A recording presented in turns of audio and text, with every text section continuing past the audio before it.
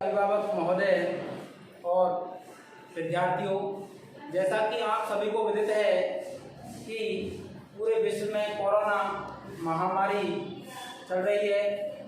इसको देखते हुए शिक्षा के क्षेत्र पर बहुत असर हुआ है।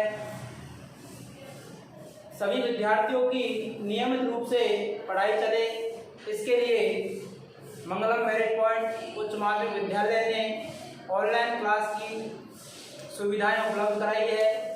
तो आप सभी का मंगलम मेरिट पॉइंट ऑनलाइन क्लास में स्वागत है। आज हम कक्षा 10 के संस्कृत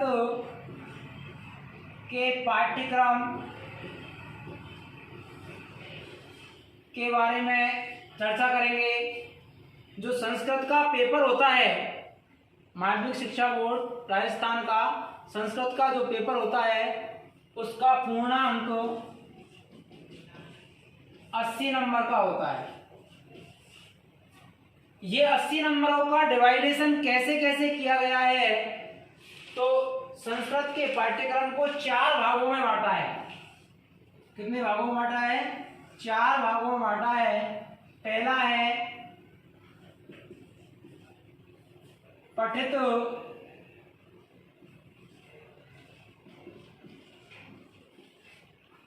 अवबोधनम, दूसरा है अपठित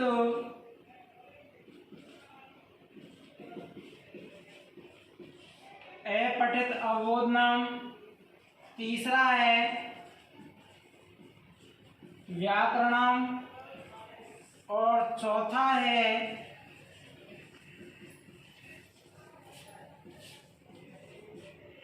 रचनात्मक कार्यम।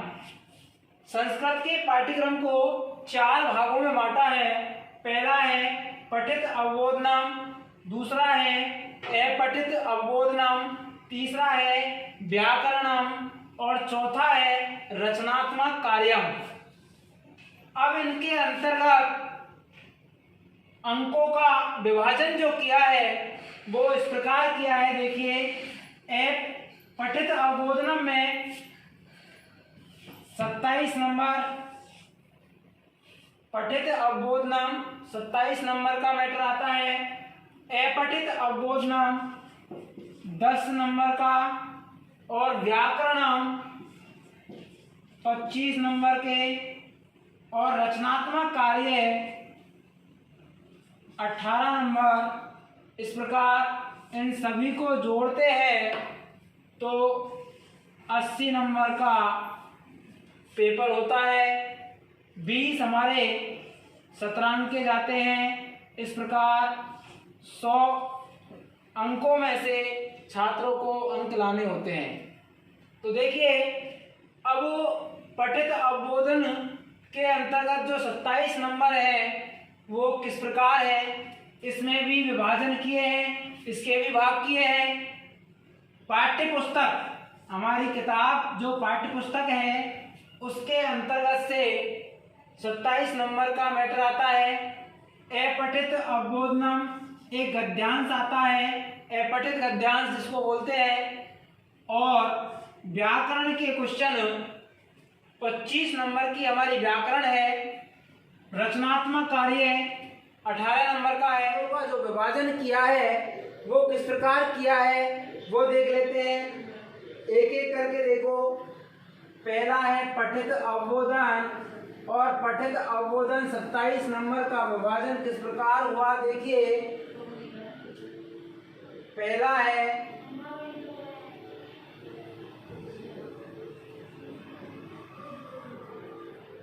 पाठ्य पुस्तकात्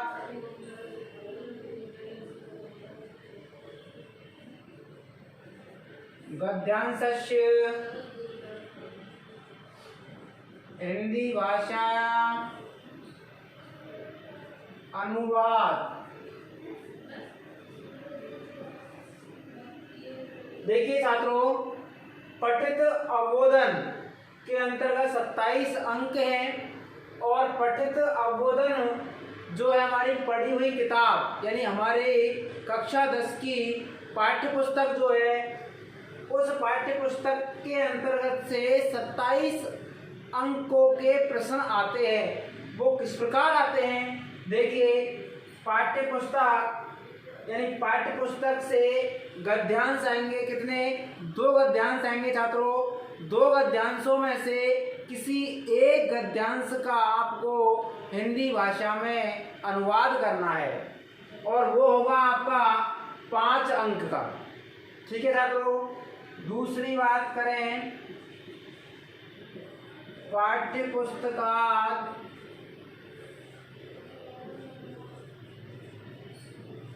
पद्यांशस्य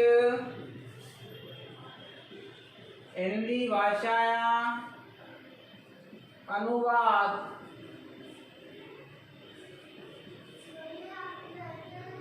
देखिए छात्रों, पाठ्य पुस्तक से 2 पद्यांश होंगे। 2 पद्यांशों में से किसी भी एक पद्यांश का आपको अनुवाद करना है हिंदी में और वो होगा आपका 5 अंक का। तीसरी बात करें, पाठ्य पुस्तकात पद्यांशस्य संस्कृत व्याख्या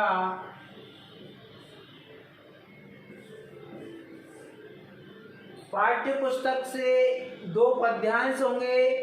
2 पद्यांशों में से किसी एक पद्यांश का संस्कृत में व्याख्या करनी है और वो होगी छात्रों 4 अंक की।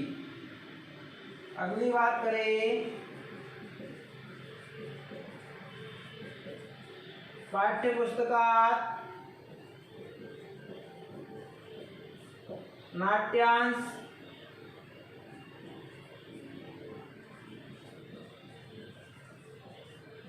संस्कृत व्याख्या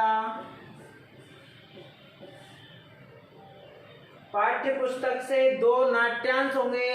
उन नाट्यांशों में से किसी एक नाट्यांश की संस्कृत में व्याख्या करनी होती है और वो होगी छात्रों 3 अंक की। अगली बात करें,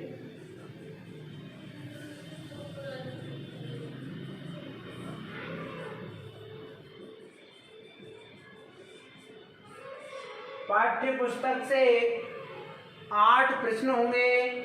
8 प्रश्नों में से किन्हीं 5 प्रश्नों के आपको उत्तर देने हैं और वो होंगे छात्रों 3 अंक के। अगली बात करें, प्रश्न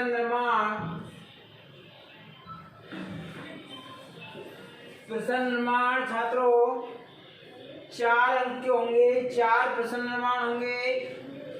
उत्तर दिए होंगे, आपको उन उत्तरों से प्रश्न का निर्माण करना है और वो 4 अंक के होंगे। अगली बात करें,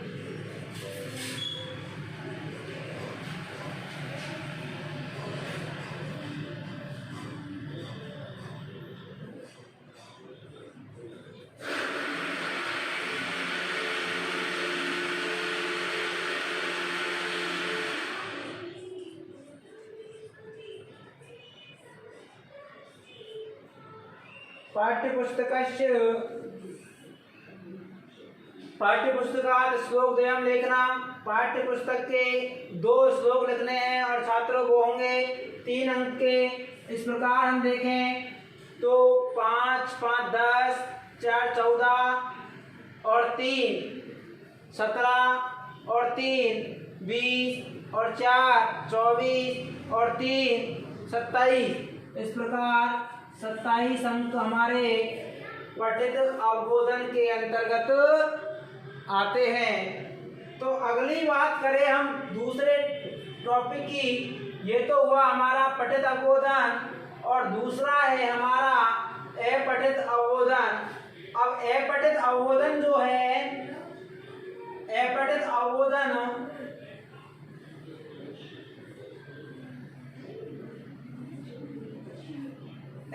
अवबोधन के अंतर्गत 10 अंक रखे गए हैं और ये 10 अंक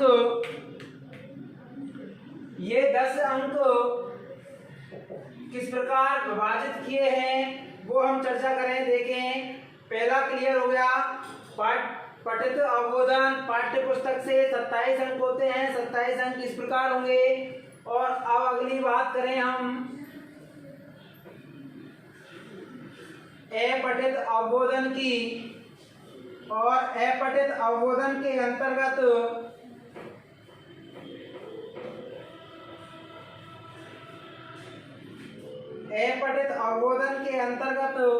एक अपठित गद्यांश दिया हुआ होगा और उस गद्यांश से प्रश्न होंगे। गद्यांश दिया हुआ होगा, उस गद्यांश के नीचे प्रश्न होंगे।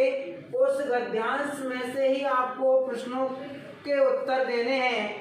तो पहला जो क्वेश्चन होगा हमारा वो शीर्षक का होगा, गद्यांश का शीर्षक, और जो शीर्षक होगा वो 1 अंक का होगा। तो दूसरी बात करें अगली, हमारे संस्कृत माध्यम में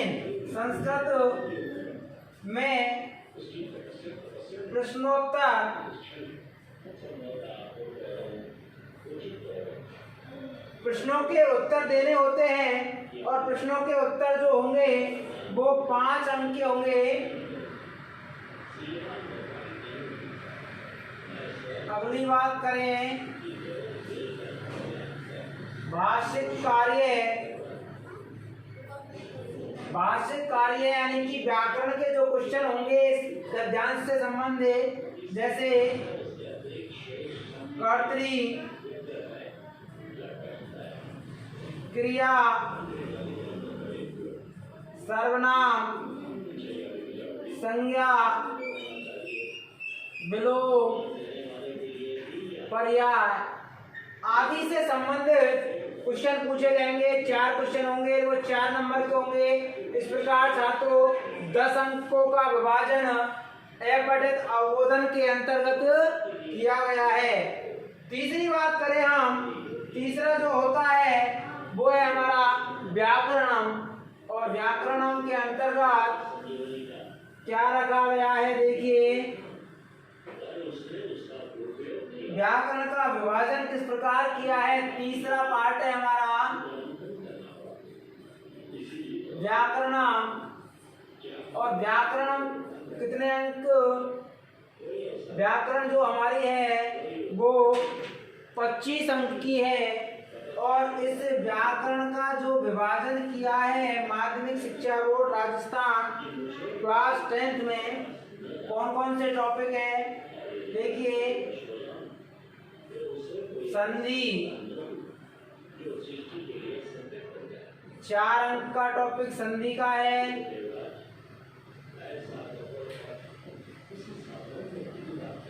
समास 3 अंक का टॉपिक समास का है।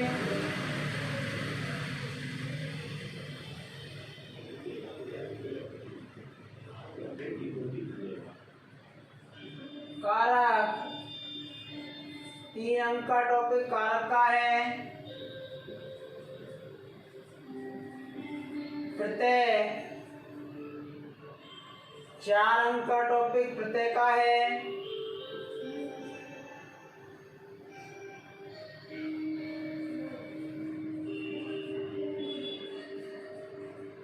अव्यय पदानी और अव्यय पद 3 अंक का टॉपिक है।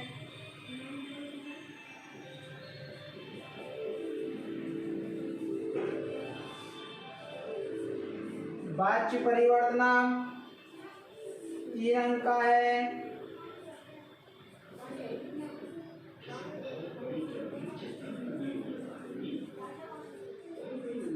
समय लेखना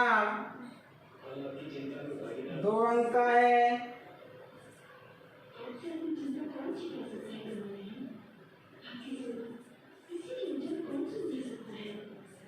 अशुद्धि संशोधना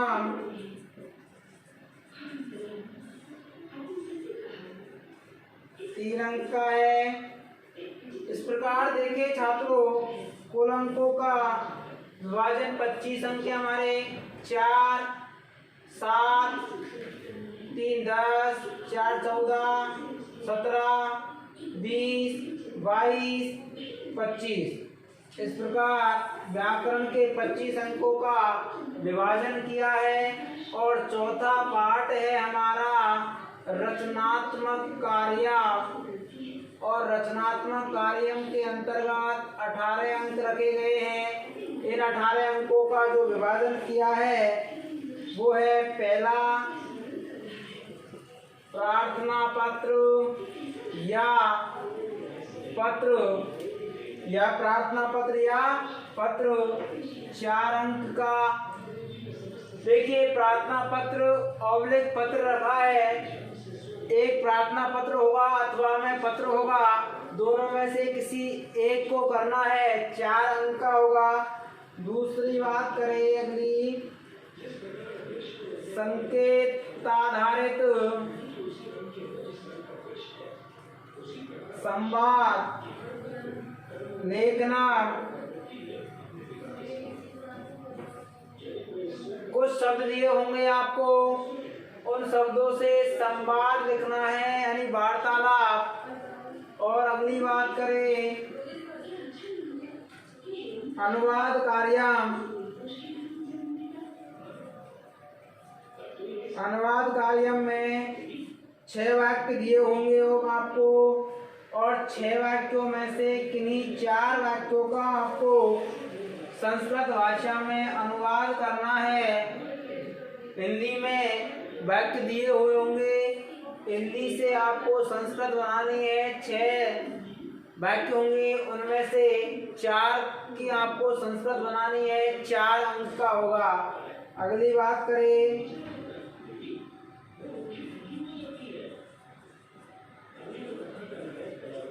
चित्राधारित वर्णना। कोई चित्र दिया हुआ होगा, उस चित्र को देख करके उस चित्र का वर्णन करना है संस्कृत भाषा में और वो आपका 3 अंक का होगा। और अगला है हमारा क्रम संयोजना।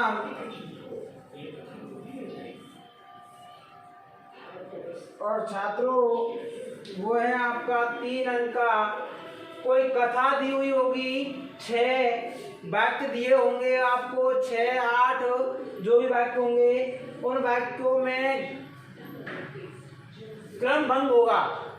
यानी कोई कथा होगी, उस क्रम को संयोजन करना है, कौन सा वाक्य पहले आएगा कौन सा बाद में आएगा, उनको क्रम से जमाना है और वो छात्रों 3 अंक का होगा। इस प्रकार देखिए हम 4 4 8 4 12 13 14 15 16 17 18 इस प्रकार 18 अंकों को रचनात्मक कार्य के अंतर्गत रखा गया।